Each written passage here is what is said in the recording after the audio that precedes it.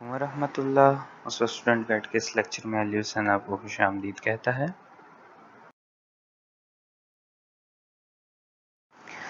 ہمارا جو گزشتہ لیکچر تھا اس میں ہم نے ڈپٹی نذیر احمد دہلوی کے بارے میں پڑھا تھا اور ہم نے یہ جانا تھا کہ ناول کس کو کہتے ہیں۔ تو اب ہمارے پاس ڈپٹی نذیر احمد کا ناول ہے توبۃ النصوح۔ توبۃ النصوح سے یہ اقتباس لیا گیا ہے، اگرچہ یہ پورا ناول دیکھا جائے تو خاصا ضخیم اور طویل ہے، لیکن اس کے چند صفحات لیے گئے ہیں 4-5، اور اس میں سے جو اہم حصہ ہے وہ آپ کے سامنے پیش کیا گیا ہے۔ اب اگر تعارف دیکھ لیں آپ تو اس میں یہ بیان کیا گیا کہ دلی میں ایک سال ہیضے کی سخت وبا آئی۔ نصوح بھی دیگر افراد کی طرح ہیضے میں مبتلا ہوا اور سمجھا کہ موت قریب ہے۔ اب ہیضہ جو ہوتا ہے وہ ایسی بیماری ہوتی ہے جس میں انسان کو الٹیاں اور دست لگ جاتے ہیں، اس کا ہاضمہ صحیح طرح نہیں ہوتا۔ اس کو ہم عام زبان میں یا انگلش میں ان دنوں جو اصطلاح استعمال ہوتی ہے وہ ہوتی ہے فوڈ پوائزننگ کی۔ تو ہیضے میں یہ ہوتا ہے کہ پورے علاقے میں وبا جو ہوتی ہے وہ کسی خاص علاقے میں پھیلنے والی بیماری ہوتی ہے، اور ایسی بیماری جو جس میں سب مبتلا ہو جائیں، سب کو لگ جائے۔ اور ہیضہ جو ہے وہ ایسی بیماری جس کا تعلق پیٹ سے ہو، یعنی الٹیاں ہوں، دست ہوں، ہاضمہ صحیح طرح نہ ہو رہا ہو، کچھ بھی کھائیں وہ منہ کے ذریعے باہر آ جائے۔ تو نصوح بھی جو ہے وہ اسی طرح بیماری میں مبتلا ہو گیا تھا۔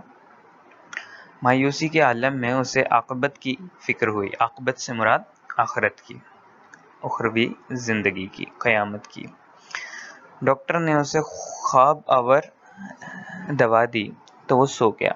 خواب میں اس نے مرنے کے بعد عاقبت کے دل دہلا دینے والے مناظر دیکھے تو وہ ہڑبڑا کر اٹھ بیٹھا۔ خواب سے بیدار ہو کر نصوح نے اپنی اور اپنے خاندان کی بے مقصد زندگی پر افسوس کیا۔ اس نے گزشتہ زندگی کی تلافی کا عہد کر کے اپنی بیوی فہمیدہ کو خاندان کی اصلاح کے لیے اپنا مددگار بنایا۔ اسی سلسلے میں ایک روز اپنے بیٹے سلیم کو بالا خانے پر صبح کے وقت بیدارہ کے ذریعے بلا بھیجا۔ اب یہ اس سے پہلے کی تمام کہانی، تمام قصہ جو ہے وہ انہوں نے مختصر کر کے بتا دیا کہ ہوا کیا، کہ ایک آدمی تھا، اس کا نام تھا نصوح، اور بیماری میں مبتلا ہوا، اور جب اس نے دیکھا موت قریب ہے تو آخرت کی فکر ہوئی۔ خواب دیکھا اس نے، اور خواب یہ دیکھا کہ موت کے وہ مرنے کے بعد کے حالات اس نے دیکھے خواب میں، اور جب وہ جاگا تو اس کو فکر ہوئی کہ میں اپنے خاندان کی زندگی کیسے بہتر کروں کہ آخرت میں ان کو کوئی مسئلہ، کوئی دقت، دشواری کا سامنا نہ کرنا پڑے، گناہوں سے کیسے جان چھڑائیں۔ تو اس مقصد کے لیے اس نے اپنی بیوی فہمیدہ کو اپنا ہمراز بنایا اور اپنے گھر والوں کی، اپنے بیوی بچوں کی جو ہے وہ صحیح تربیت کی کوشش شروع کر دی۔ اب اگر دیکھا جائے تو ڈپٹی نذیر احمد کے ناولوں کی خاص بات یہ ہے کہ ان کے جو ناول ہیں ان میں جو کرداروں کے نام ہیں وہ اسم با مسمہ ہیں، یعنی ان کے نام سے ہی ظاہر ہو جائے گا کہ یہ کرتے کیا ہیں۔ مثال کے طور پر ڈپٹی نذیر احمد کا سب سے مشہور ناول میرۃ العروس میں دو کردار ہیں، اکبری اور اصغری، جن کے گرد کہانی گھومتی ہے۔ اکبری نام سے ظاہر ہو رہا ہے، بڑی بیٹی ہے، اصغری چھوٹی بیٹی ہے۔ اسی طرح یہاں پہ دیکھیں نصوح خود ہے، نصوح کا مطلب نصیحت کرنے والا، ٹھیک ہے۔ توبۃ النصوح اس ناول کا نام ہے، یعنی نصوح کی توبہ۔ پھر سلیم یعنی اچھے کردار کا مالک، فہمیدہ فہم والی عورت یا فہم والی لڑکی۔ پھر ناول دیکھا جائے اگرچہ یہاں پہ ذکر نہیں ہے تو وہ بیٹا ہے اس کا کلیم، تو کلیم جو ہے وہ بہت زیادہ بات کرتا ہے، ٹھیک ہے۔ تو اس طرح سے نام سے ہی واضح ہو جائے گا کہ شخص کی خصوصیات کیا ہیں۔ تو نصوح نے اپنے بیٹے کو چھت پر بلایا. اب اس کا واقعہ کس طرح سے بیان کیا گیا ہے اب یہ دیکھیں. آج تو میاں بیوی میں یہ قول قرار ہوا، یعنی فہمیدہ اور نصوح میں آپس میں باتیں ہوئیں، اور اگلی صبح کے واقعات جو ہیں پھر وہ آگے بیان ہے. اگلے دن چھوٹا بیٹا سلیم ابھی سو کر نہیں اٹھا تھا کہ بیدارہ نے آ جگایا. بیدارہ مطلب جگانے والی ملازمہ. کہ صاحب زادے اٹھیے، بالا خانے پر میاں بلاتے ہیں. بالا خانہ مطلب اوپر والی منزل، اوپر والا حصہ. چھت کو بھی کہتے ہیں بالا، اوپر. اور جو لفظ میاں ہے اس کے بارے میں میں نے پچھلے کسی لیکچر میں بھی آپ کو بتایا تھا کہ میاں کا مطلب عزت کے لیے یہ صیغہ، یہ لفظ استعمال کیا جاتا ہے. سلیم کی عمر اس وقت کچھ کم 10 برس کی تھی، یعنی 10 سال سے کچھ کم ہی تھا وہ. سلیم نے جو طلب کی خبر سنی گھبرا کر اٹھ کھڑا ہوا اور جلدی سے ہاتھ منہ دھو ماں سے آ کر پوچھنے لگا، اماں جان، تم کو معلوم ہے کہ ابا نے کیوں بلایا ہے؟ باپ کے بلانے پر گھبرا گیا کہ ایسی کیا بات ہوئی کہ ابا جی نے بلا لیا، اور جا کے ماں سے پوچھنے لگا. ماں آگے کہتی ہے، مجھ کو کچھ خبر نہیں. سلیم، کچھ خفا تو نہیں ہے؟ یعنی کسی بات پر ناراض تو نہیں ہے؟ ماں، ابھی تو کوٹھے پر سے نہیں اترے. کوٹھا کہتے ہیں چھت کو، کہ چھت سے تو نہیں اترے. سلیم، بیدارہ، تجھ کو کچھ معلوم ہے؟ بیدارہ، میاں، میں اوپر لوٹا لینے گئی تھی. میاں اکیلے بیٹھے ہوئے کتاب پڑھ رہے تھے. میں آنے لگی تو میاں نے آپ کا نام لیا اور کہا کہ ان کو بھیج دیجو. سلیم، سورج سے کچھ غصہ تو معلوم نہیں ہوتا تھا؟ یعنی سلیم ڈر رہا ہے ان کے پاس جانے سے اور پوچھ رہا ہے کہ چہرے پر غصے کے آثار تو نہیں تھے. بیدارہ کہتی ہے، نہیں تو. سلیم، تو اماں جان ذرا تم بھی میرے ساتھ چلو. ماں، میری گود میں لڑکی سوتی ہے، تم اتنا ڈرتے کیوں ہو؟ جاتے کیوں نہیں؟ سلیم، کچھ پوچھیں گے؟ ماں، جو کچھ بھی پوچھیں گے تم اس کا معقول طور پر جواب دینا. معقول مطلب ایسا جواب جو کہ عقل پر پورا اترے، جس کو ذہن تسلیم کر لے، دماغ تسلیم کر لے. غرض سلیم ڈرتا ڈرتا اوپر گیا اور سلام کر کے الگ جا کھڑا ہوا. باپ نے پیار سے بلا کر پاس بٹھا لیا اور پوچھا، کیوں صاحب، آج مدرسے نہیں گئے؟ مدرسہ، اسکول ایک ہی بات ہے، بس آج کے دور میں نوعیت بدل گئی ہے، ورنہ تعلیمی ادارے کو ہی مدرسہ کہا جاتا تھا. بیٹا، جی بس جاتا ہوں، ابھی کوئی گھنٹے بھر کی دیر اور ہے، یعنی ابھی تو اٹھا ہوں، ابھی 1 گھنٹہ باقی ہے، پھر جاؤں گا. باپ، تم اپنے بھائی جان کے ساتھ مدرسے جاتے ہو یا الگ؟ بیٹا، کبھی کبھار بھائی جان کے ساتھ چلا جاتا ہوں، ورنہ اکیلے جاتا ہوں. باپ، کیوں؟ بیٹا، اگلے مہینے امتحان ہونے والا ہے، چھوٹے بھائی جان اسی واسطے تیاری کر رہے ہیں. صبح سویرے اٹھ کر کسی ہم جماعت کے یہاں چلے جاتے ہیں، وہاں ان کو دیر ہو جاتی ہے تو پھر گھر بھی نہیں آتے. میں جاتا ہوں تو ان کو مدرسے میں ہی پاتا ہوں. یعنی بھائی جان پڑھائی کر رہے ہیں تو کسی دوست کے پاس چلے جاتے ہیں، لیکن ہوتا یہ ہے کہ گھر واپس نہیں آتے پڑھائی کر کے، اور جب میں مدرسے میں جاتا ہوں تو وہیں پر ہی موجود ہوتے ہیں. تو باپ آگے کہتا ہے، کیا اپنے گھر میں جگہ نہیں ہے کہ دوسروں کے یہاں جاتے ہیں؟ بیٹا، جگہ تو ہے، مگر وہ کہتے ہیں کہ یہاں بڑے بھائی جان کے پاس ہر وقت گنجفہ اور شطرنج ہوا کرتا ہے، اطمینان کے ساتھ پڑھنا نہیں ہو سکتا. یعنی جو سلیم کے بڑے بھائی ہیں وہ کہتے ہیں کہ گھر میں پڑھائی کر لوں، لیکن گھر میں جو بڑے بھائی جان ہیں، یعنی ان دونوں کے جو بڑے بھائی ہیں، ان کے پاس گنجفہ اور شطرنج موجود ہوتی ہے، جس کی وجہ سے گھر میں شور شرابہ یا کسی قسم کی ڈسٹربنس، تنگی رہتی ہے، بے سکونی رہتی ہے.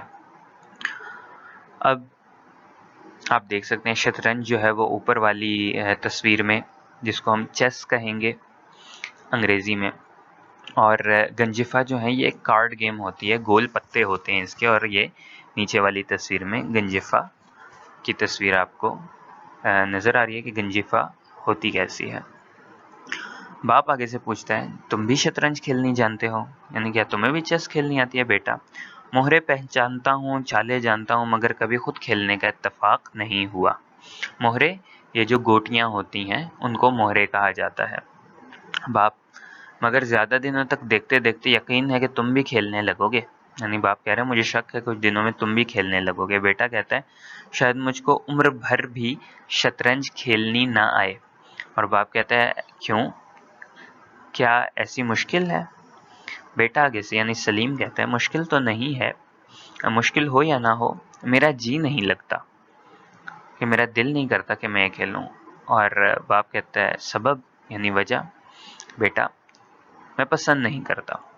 अच्छा, हमारा जो कदीम मुआशरा था उसमें इस तरह के खेलों को बुरा समझा जाता था, क्योंकि ये एक तसव्वुर आम था कि बच्चे जो हैं वो ये खेलते खेलते जुए जैसे हराम फेल की लत में न लग जाए। ये ज़ाहिर सी बात है, मजहबी ममानियत भी है और माहौल और माशरे के लिए भी अच्छी नहीं है। तो इस वजह से इस तरह के खेलों को जो है वो पसंद नहीं किया जाता था। लेकिन बदकिस्मती है हमारी कि अब हमारा ये जो फेल हराम है, जुए और इसी तरह के दूसरे, वो हर खेल में शामिल हो गए हैं। क्रिकेट में भी हो गया, फुटबॉल में भी हो गया, हॉकी में भी हो गया, बास्केटबॉल में भी हो गया, लूडो में भी हो गया है, कैरम बोर्ड में भी हो गया। कोई भी गेम हो उस पर बात बात पे शर्त लग जाती है और जुआ जो है वो खेला जाता है। तो नसीहत यही है कि आप इज्तनाब करें। खैर, बाप ने ये पूछा था कि तुम भी खेलना जानते हो? तो सलीम ने कहा नहीं, मुझे पसंद नहीं है। बाप आगे से कहते हैं चूंकि मुश्किल है, अक्सर मुब्तदी शुरू में घबराया करते हैं। मुश्किल खेल है शतरंज, इसलिए खेलने वाले जो हैं वो शुरू के जो खिलाड़ी होते हैं मुब्तदी, जो शुरू में नया खेलना शुरू करें, वो घबराया करते हैं।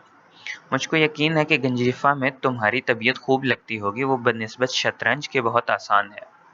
कि शतरंज तो मुश्किल है, चलो मान लिया, लेकिन गंजीफा में तुम अच्छा खेलते होगे क्योंकि वो आसान है। अब आगे से बेटा कहता है हाँ, शतरंज की निस्बत कर गंजीफा को बहुत ज़्यादा नापसंद करता हूँ। कि आप ये क्या बात कर रहे हैं, मैं तो गंजीफा को और भी ज़्यादा नापसंद करता हूँ।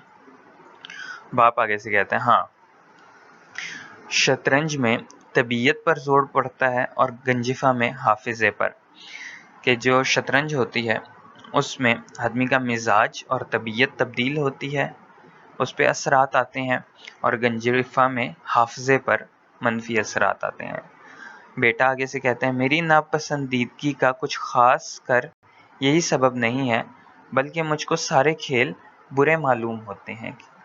यानी मुझे तकरीबन तमाम खेल ही अच्छे नहीं लगते, ये सलीम कहता है, और इसी वजह से वो तामीरी कामों में, पढ़ाई लिखाई में मशगूल रहता है। बाप आगे से कहता है तुम्हारी इस बात का मुझको ताज्जुब होता है, और मैं तुमसे तुम्हारी नापसंदीदगी का असल सबब सुनना चाहता हूँ, क्योंकि शायद अब से 5 या 6 महीने पहले, जिन दिनों में मैं बाहर के मकान में बैठा करता था, मैंने खुद तुमको हर तरह के खेलों में नहायत शौक के साथ शरीक होते देखा है।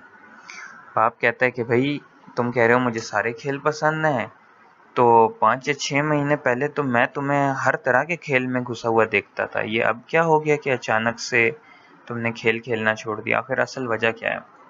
बेटा कह रहा है आप दुरुस्त फरमाते हैं, मैं हमेशा खेल के पीछे दीवाना बना रहता था, मगर अब तो मुझे एक दिली नफरत हो गई है। और बाप कहता है आखिर इसका कोई सबब खास होगा? आपने अक्सर 4 लड़कों को किताबें बगल में दाबे गली में आते जाते देखा होगा, ये सलीम ने कहा। और बाप कहता है वही जो गोरे गोरे 4 लड़के एक साथ रहते हैं, फड्डी जूतियां पहने, मुंडे हुए सर, ऊंचे पजामे, नीची चोलियां। बेटा हाँ जनाब, वही 4 लड़के। बेटा बाप कहता है फिर? कहता है कि भला आपने उनको किसी किस्म की शरारत करते भी देखा है? सलीम ये पूछ रहा है कि वो जो 4 लड़के हैं, आपने उन्हें देखा है कि कभी कोई शरारत वगैरह की हो? बाप कहता है नहीं, कभी नहीं। बेटा जनाब, कुछ अजब आदत है उन लड़कों की। राह चलते हैं गर्दन नीचे किए हुए, اپنے سے بڑا مل جائے، جان پہچان ہو یا نہ ہو، ان کو سلام کر لینا ضرور۔ کئی برس سے اس محلے میں رہتے ہیں مگر کانوں کان خبر نہیں، یعنی کسی کو پتہ ہی نہیں۔